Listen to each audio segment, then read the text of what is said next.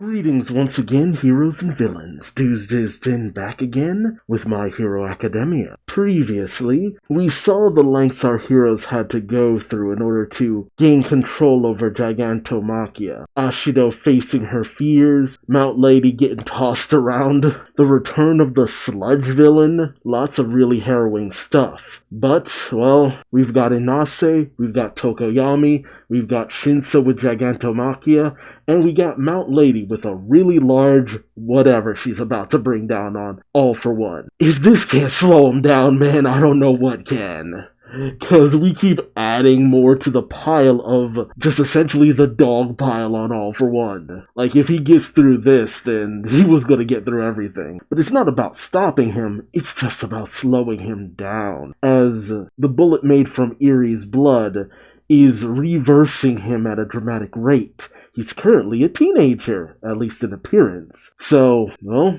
keep him away from Shigaraki, and you've run out the clock. Can our heroes do it? Join me as I find out, won't you? Alright, My Hero Academia number 384. It's a small world. Oh god, now I have that in my head. We pick up with Gigantomachia, using his big, meaty claws to scoop up the earth, and with a loud roar, chucking it at All For One, as Mount Lady comes in with the wrench!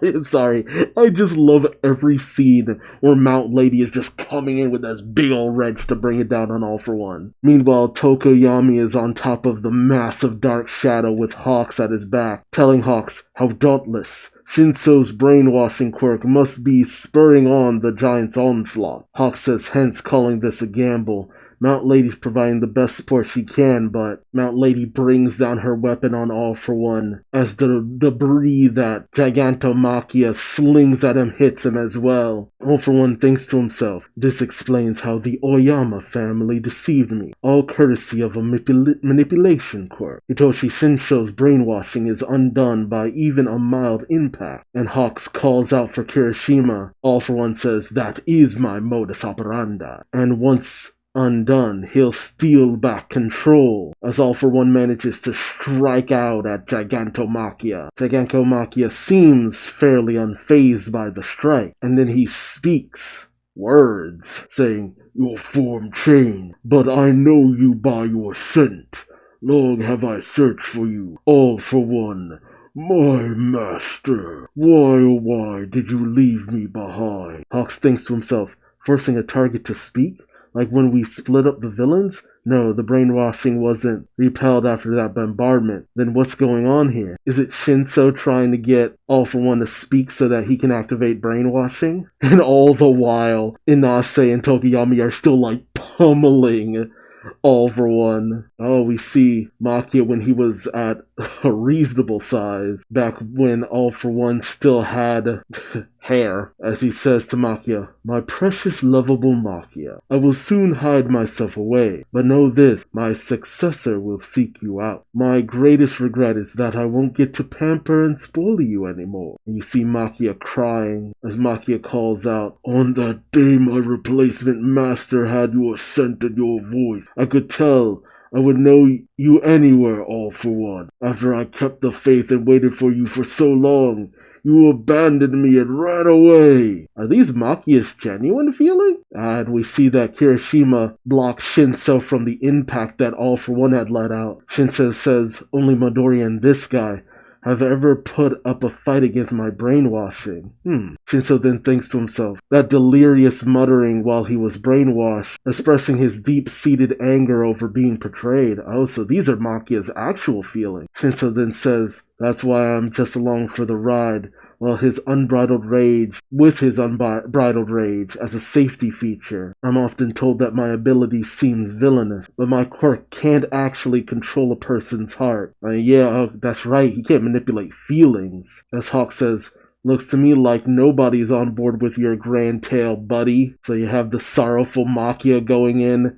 Okay, Mount Lady is wielding some kind of rocket-propelled battle axe. What the shit? Who made that?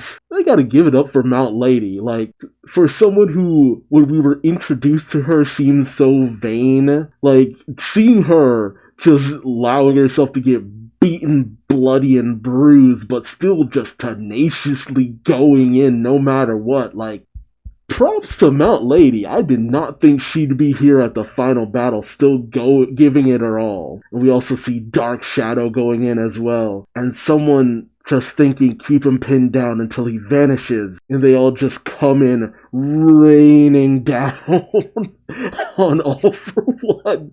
Like, just everyone attacking him at once. It's just like... It's just insane to see so much just going on in this one spot. It's like, it's enough impact that the land is damn near reshaping itself from all the destruction going on in one place in particular.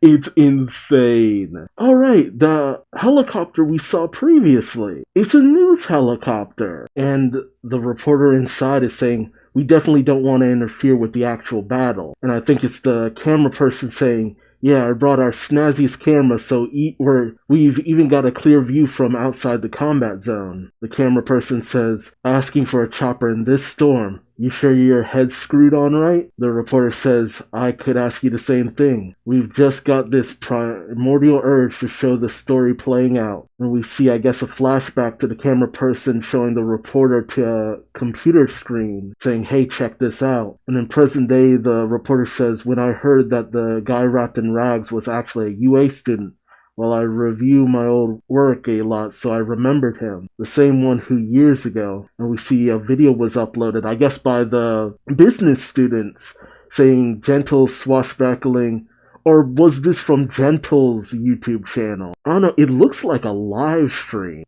Yeah, the reporter says the same one who a year ago was shaking in his boots before the sports festival, and look at him now. Oh, the video says gentle swashbuckling channel of Daring Do. Oh god. And I think it is a live stream. Someone's live streaming Deku's battle against Shigaraki. Holy crap.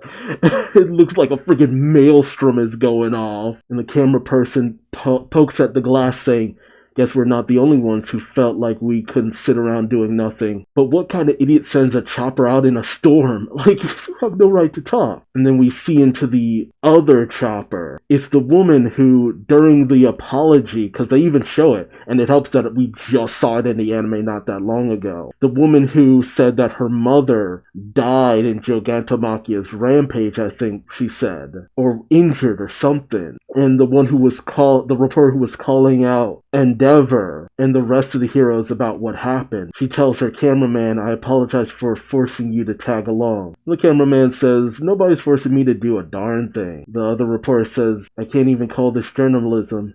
It's more like I'm addressing a private grievance. It's basically a personal matter. I actually like that we're getting a little bit of the people.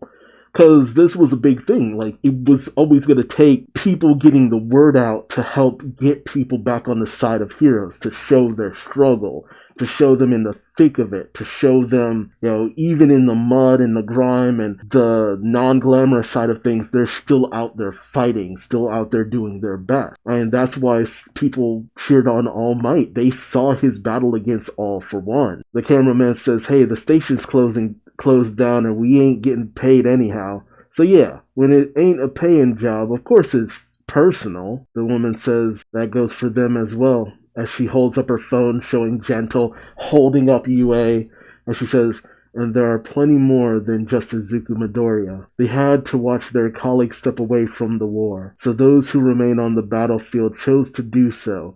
Either that or they had no say in the matter. News outlets worldwide are reporting the fall of Japan, but I'm here to get the word out that we still have people fighting for us. This story will be told, whether they claim victory or taste defeat. So you have Shigaraki and Deku's battle on the shore, Gentle holding up UA, and we cross to the other side of the ocean with people watching it. Of all things, watching Gentle's channel. As the woman says, by showing their story and however it may end, we unify everyone and make the world that much smaller. There we go. And you have two kids watching what's happening on their tablet saying, wait, where's Japan again? And another kid says, that's where All Might's from. And the woman says, we can let them know that this story's not over yet. oh snap, okay. It's one of these. See, every once in a while an anime will have a scene where we see characters from all across the world, and where a lot of people have called out, it's just like, oh, they've wasted the animation budget on those My Hero Academia movies. We see a bunch of the movie characters in this shot of all these people. We see the hero Salim, we see Rhodey Soul. We don't see his face, but you see him watching something on someone's phone because I can recognize his little siblings. We see Mr. Agpar. We see that one electric hero from the Two Heroes movie. We even see Death Arms outside of his hero costume watching what's going on. There's Melissa Shield there too. And we even have Katsume and Mahoro from Heroes Rising. So, bam! All movies are canon, bitch. I know it's just a cameo. And I think you even see Aizawa, cause that cat, I think that's Aizawa. And even the president is watching, which of course, like that's the thing. This really shows that we're kind of reaching the finale of it all. Like, this is it. The last battle. Everything will be decided here. The world is watching with bated breath. Will our heroes rise to the occasion? Regardless, the battle isn't done. So keep watching. I know some people are gonna find it cheesy, but I love stuff like this. I mean, shoot. Trigun had a moment like this. Like, a lot of series that I love have moments like this when, like, all these characters our heroes have met over time kind of make a cameo appearance, kind of watching the proceedings with bated breath. What's gonna happen next? Will our heroes prevail? I love it. I still love My Hero Academia. It's always been a fun ride, and it hasn't stopped yet. So let me know your thoughts in the comment section below. I just loved seeing Gigantomachia's point of view. It's just like, I had this faith for all this time, but where was the loyalty to me? Like, man, it just caught me so off guard that it's just like, oh god, Gigantomachia actually has feelings? I just was like, oh my god, he's speaking! I thought it was a ploy. I legit thought it was a ploy, but it's like, no, Maki is kind of pissed. He's just like, nah, I'm done. Like, you know what, this is just a perfect opportunity. I've searched for you, I've served you, I've waited for you. What did I get out of it, man? Just like, wow.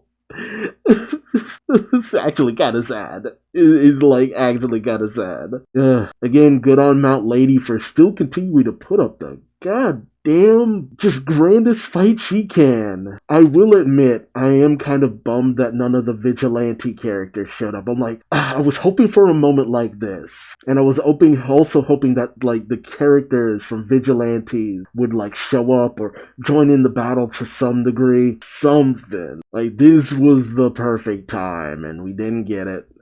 That's the only bummer. That's the only bother. Other than that, I'm glad. Because I kept wondering, because I'm just like, okay, so we made one of the movies canon with finding out who Star and Stripe was in the past. Are all the movies canon? And boom, all the movies are canon. All the movies are canon.